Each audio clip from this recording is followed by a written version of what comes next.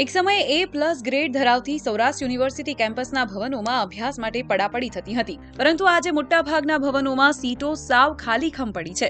હાલ પ્રવેશ પ્રક્રિયાનો પહેલો રાઉન્ડ પૂરો થઈ ગયો છે અને પ્રથમ રાઉન્ડના અંતે યુનિવર્સિટીની ફક્ત 40.35% સીટો જ ભરાઈ છે, તો બીજી તરફ ખાનગી યુનિવર્સિટીઝમાં એડમિશન માટે હાઉસફુલની સ્થિતિ સર્જાઈ છે. રાજકોટમાં સરકારી યુનિવર્સિટીની સાપેક્ષમાં ખાનગી યુનિવર્સિટીઓમાં પ્રવેશ માટે પડાપડી જોવા મળી રહી છે. સૌરાષ્ટ્ર યુનિવર્સિટીમાં સ્નાતક કક્ષાના કોર્સની વાત કરવામાં આવે તો અહીં 1 લાખથી વધુ સીટ છે, પરંતુ તેમની સામે 60% જેટલી સીટ જે છે ખાલી રહી છે, એટલે કે 40% સીટ જ ભરાઈ છે પ્રથમ રાઉન્ડમાં.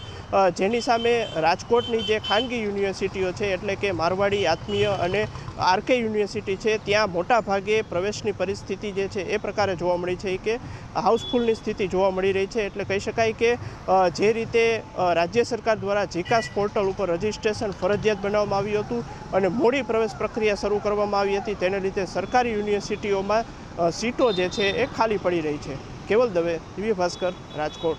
શેર એન્ડ ડાઉનલોડ કરો દિવ્ય ભાસ્કર એપ.